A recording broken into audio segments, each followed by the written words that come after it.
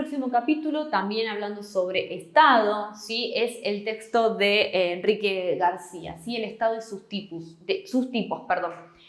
Enrique García hace como unas pequeñas diferenciación entre distintos niveles de Estado, ¿no? Él va a hablar del Estado en general, ¿no? Pero, y sobre todo va también ir tratando de mostrar cómo los estados han ido cambiando a través del tiempo, como decíamos anteriormente, a medida que va cambiando la sociedad. No se va tan atrás para hablar de estados. Los primeros estados que empieza a explicar son los estados absolutos, ¿sí? Hasta los estados neoliberales, pasando por los estados liberales, fascistas, benefactores y demás, ¿sí? Eso es lo que vamos a ir explicando en este capítulo. Él hace una gran diferenciación, primero, entre Estado y gobierno, ¿sí? El gobierno es lo que va cambiando todo el tiempo, ¿no? A través de las elecciones, cada 4 años, los ciudadanos decidimos y elegimos distintos representantes que van a estar en el gobierno comandando al Estado, ¿sí? El Estado es lo que se mantiene siempre en el tiempo, con modificaciones, por supuesto, como dijimos anteriormente, pero el Estado son las instituciones, las leyes y demás. Y es el gobierno el que, de alguna manera, teniendo un tipo de ideología u otro tipo de ideología, va modificando ese Estado, ¿sí? Bien, entonces, empezamos con Estado absoluto, ¿sí? Los estados absolutos.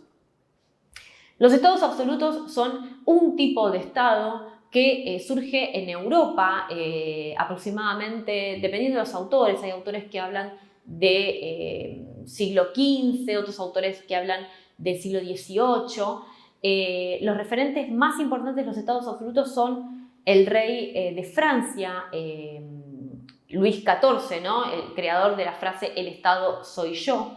Los estados absolutos son estados que tienen un control total, ¿no?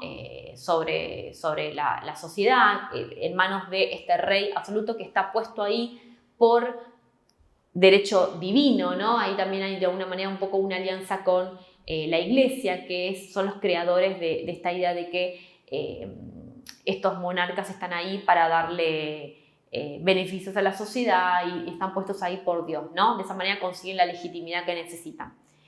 Estos estados absolutos van a desarrollar también una política económica que se denomina mercantilismo, que es es a partir de la riqueza de su nación, se basa en la cantidad de metálico que van a obtener. Por lo tanto, muchas veces van a desarrollar mucha manufactura para poder exportarla y obtener metálico. Acuérdense que ya para el siglo XV, bueno, ni hablar XVI, XVII, los europeos ya llegaron a América y comenzaron a saquear el oro y la plata, ¿no? Entonces, una época de mucha riqueza y mucha opulencia para estos sectores privilegiados, pero no para la sociedad que está pasando hambre y demás. En esos estados absolutos, los privilegios son de una gran minoría y las cargas tributarias son de la gran mayoría, que a la vez no tiene posibilidades de participar en el gobierno. Es por esto que en 1789, con la Revolución Francesa, se da fin a los estados absolutos, o comienza primero en Francia. El primer país que termina con los estados absolutos es Inglaterra, con la Revolución Gloriosa. Luego tenemos 1789 Francia, y luego la ola revolucionaria de alguna manera empieza a ir a distintos países hasta caer el último bastión del absolutismo europeo, que era en Rusia, ¿no? Recién en 1917. ¿Cómo cae el absolutismo? Bueno, con una revolución francesa, que es una revolución liberal, ¿sí? Ahí surge el próximo estado, que es el estado liberal. El estado liberal es un tipo de estado que se basa justamente en la defensa de los derechos individuales, de la libertad de expresión y la libertad económica, y la defensa de la propiedad privada como un bien inalienable, ¿sí? Como un bien casi tan importante como el de poder respirar. Los estados liberales entonces surgen en este momento, fines del siglo XVIII, ¿sí? Tenemos, por ejemplo, uno de los padres del liberalismo es Adam Smith, otro padre del liberalismo es John Locke. Los estados liberales van a tener mucho poder, ¿sí? En general van a quitarle poder a otras instituciones como es la iglesia, por ejemplo. Se van a hacer cada vez más fuertes, muy fuertes, hasta van a tener una pequeña fractura en 1929 con el crack de Wall Street, y ahí se van a modificar un poquitito, van a tener una fisonomía distinta con el surgimiento de los estados interventores, que son estados liberales, pero con mayor presencia del Estado, estos estados interventores, ¿sí?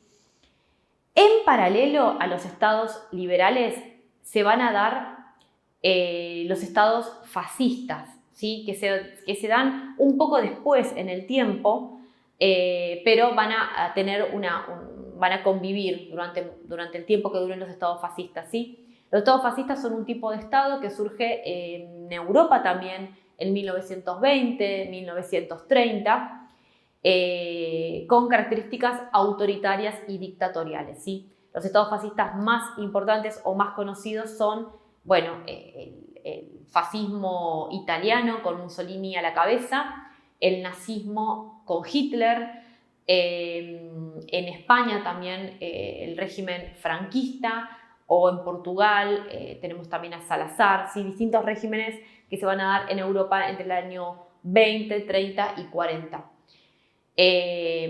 Son algunos más violentos que otros, dependiendo, ¿no? Por ejemplo, el alemán es el más violento, el que lleva a cabo el terrible genocidio o la Shoah, el holocausto, sobre los distintos pueblos que conquista, ¿no? Judíos, gitanos, homosexuales y demás, ¿sí?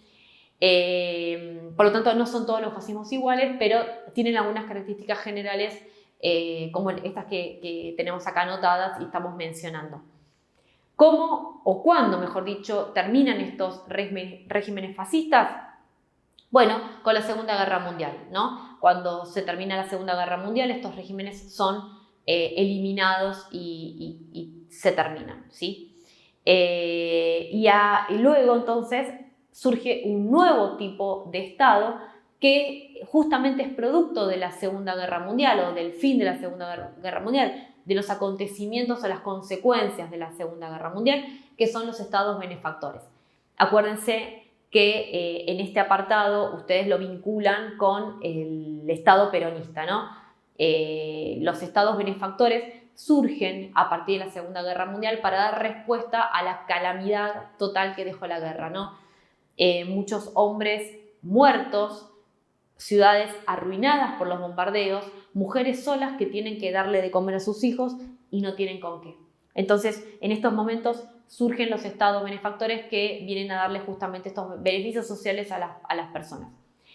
En un marco también de mundo dividido, ¿no? Los estados benefactores también ayudan a la gente para que estas personas de alguna manera no caigan o no sean atrapadas por el mal mayor que es el comunismo, ¿sí? También esto es importante mencionarlo.